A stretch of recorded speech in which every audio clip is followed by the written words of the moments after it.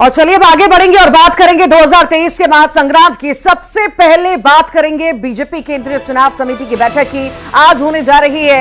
MP के प्रत्याशियों पर मंथन लगातार जारी है। बाकी बची सीटों पर नाम तय होंगे।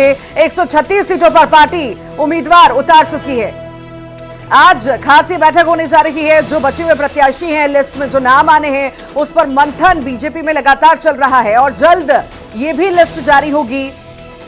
प्रत्याशियों के नामों पर चर्चा का दौर लगातार जारी है। यह बड़ी खबर इस वक्त आपको बता रहे हैं। बीजेपी में मंथनों का दौर जारी है और आज भी बड़ी बैठक होगी और नामों पर मंथन होगा। यह भी बता दें आपको, 136 सीटों पर उम्मीदवार बीजेपी उतार चुकी है। बचे हुए उम्मीदवारों पर लगातार मंथन चल रहा है, प्रत्याशियों पर मंथन चल रहा है। अब देखने वाली बात होगी कि आखिर कब लिस्ट जारी होती है, पर मंथन और बैठकों का दौर लगातार बीजेपी में जारी है। बहुत सोच समझ करके इस बार जो है बीजेपी ने सीटों पर नाम तय किए हैं और जो आने वाली लिस्ट है वो भी पूरी उम्मीद है कि बीजेपी चौंका सकती है। ये लास्ट लिस्ट में चौंका सकती है बीजेपी। कई ऐसे नाम ला सकती है जिसकी उम्मीद हमने ना की हो। बस इंतजार है कि आखिर कब बीजेपी जारी करेगी लिस्ट।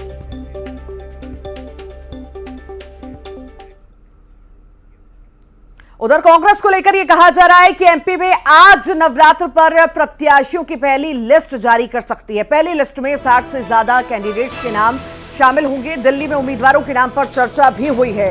इससे पहले भी कांग्रेस ने साफ किया था कि पितृपक्ष के बाद ही कांग्रेस प्रत्याशियों के नाम का ऐलान करेगी। तो आज बस इंतजार है कि आखिर कब कांग्रेस प्रत्याशियों की लिस्ट जारी करती है। देखिए, लंबे वक्त से इंतजार किया जा रहा है क्योंकि पितृपक्ष चल रहे थे और लिस्ट जारी तब नहीं होनी थी। कांग्रेस के द्वारा कहा गया था, नवरात्र का इंतजार किया जा रहा था कि नवरात्र के पहले दिन लिस्ट जारी होगी और आज वो शुभ दिन है जब कांग्रेस ने कहा है कि लिस्ट जारी हो जाएगी। हालांकि इंतजार करना होगा थोड़ा, किस समय जारी होती है देखने वाली बात होगी।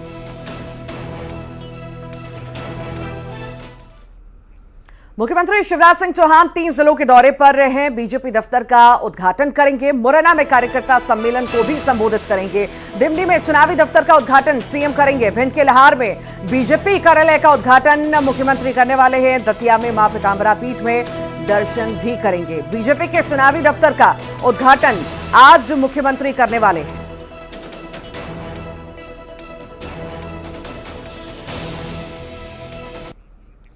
मुख्यमंत्री शिवराज सिंह चौहान 3 जिलों के दौरे पर हैं। बेहद ही खास ये दौरा होने वाला है। दतिया भी पहुंचेंगे जहां पर पीतांबरा पीठ में दर्शन करने के लिए वो पहुंचेंगे। साथ ही साथ बीजेपी दफ्तर का उद्घाटन करने के लिए भी पहुंचेंगे। अहम दिन है 3 जिलों का दौरा मुख्यमंत्री का।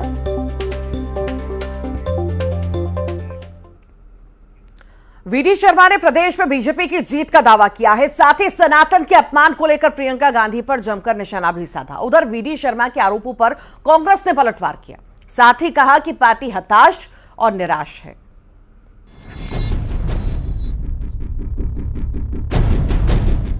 एमपी में चुनाव के ऐलान के साथ ही बीजेपी और कांग्रेस के बीच आरोप प्रत्यारोप के दौर शुरू हो चुके हैं। वीडी शर्मा ने कांग्रेस और प्रियंका गांधी पर जमकर प्रहार किया। बीजेपी प्रदेश अध्यक्ष ने सनातन के अपमान को लेकर राहुल और प्रियंका को घेरा। साथ ही किसानों की कर्ज माफी को लेकर झूठ बोलने के आरोप भी लगाए। कोई नारायण पार्टी नहीं है। भारतीय जनता पार्टी है, पद्धति से काम करती है और भारतीय जनता पार्टी के अंदर अपनी व्यवस्था में हम काम करते हैं। इतना बड़ा दल है, इसलिए कोई नाराजगी नहीं। भारतीय जनता पार्टी का एक एक कार्यकर्ता ताकत के साथ मैदान में उतरा है। इस बार प्रचंड बहुमत की सरकार बना करके ऐसी बातें करने वालों को भी जवाब अब गहराई के साथ देंगे। कांग्रेस ने बीजेपी के हमले को लेकर पलटवार किया। साथ ही कहा कि बीजेपी में हताशा और निराशा है और यही वजह है कि गांधी परिवार को निशाना बनाया जा रहा है। और आज शिवराज जी भी अपने आप में हताश है, अपनी पार्टी से निराश है और हताशा और निराशा को देखते हुए वो अपनी राजनीतिक मर्यादाओं को भी लांघ रहे हैं। एमपी में चुनाव प्रचार ने जोर पकड़ लिया है। ऐसे में आरोप प्रत्यारोप का दौर शुरू हो चुका है और आने वाले दिनों में और तेज होगा। और अब बात करेंगे छतरपुर की, जहां कांग्रेस पर आचार संहिता के उल्लंघन के आरोप लगे हैं। बीजेपी उम्मीदवार ललिता यादव ने कांग्रेस विधायक और सीट से प्रबल उम्मीदवार आलोक चतुर्वेदी पर गंभीर आरोप लगाए।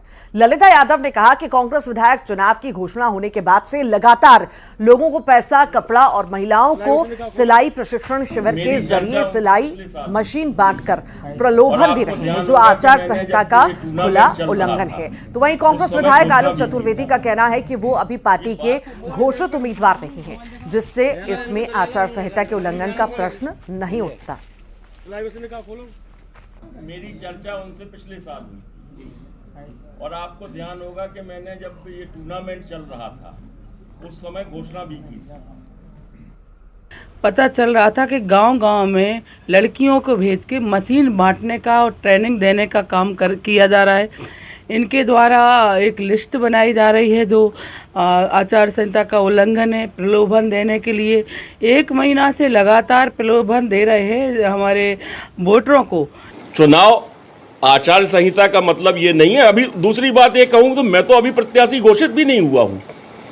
रहा सवाल भाजपा प्रत्याशी या ललिता यादव जी का कहना है कि मैं डरा हुआ हूँ, मैं भय है मुझको, तो मैं रत्ती भर भयभीत नहीं हूँ, न डरा हुआ हूँ। सीधी जिले में आदर्श आचार संहिता के उल्लंघन का मामला सामने आया, जहां स्वास्थ्य विभाग के एम्बुलेंस वाहनों से सरकारी योजनाओं के पोस्टर अब तक नहीं हटाए गए। इन पोस्टर्स में प्रधानमंत्री मोदी और मुख्यमंत्री की फोटो भी लगी है।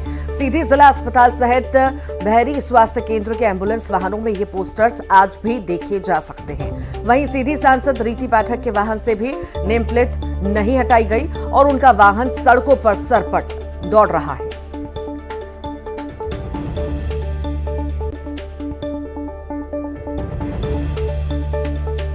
तो नियमों का उल्लंघन हम लगातार देख रहे हैं, आचार संहिता लगी हुई है और इसी बीच जो है कई ऐसी तस्वीरें आ रही हैं जो आचार संहिता का उल्लंघन करती हैं, नियमों का उल्लंघन करती हैं। कुछ ऐसी तस्वीर जो है हमें सीधी जिले में देखने को मिली है।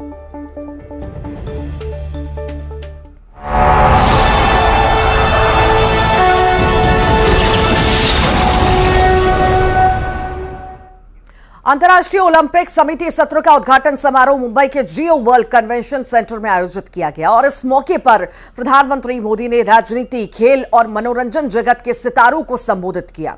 141वें आईओसी सत्र में पीएम मोदी ने कहा कि यहां आयोजित किया जा रहा आईओसी सत्र हमारे लिए गर्व की बात है। मैं टीम भारत को उनकी ऐतिहासिक जीत के लिए बधाई देता हूं। पीएम मोदी के ऐसा कहते ही कन्वेंशन सेंटर तालियों से गूंज उठा। उन्होंने आगे कहा कि भारत में आईओसी सत्र 40 साल बाद भारत लौट रहा है।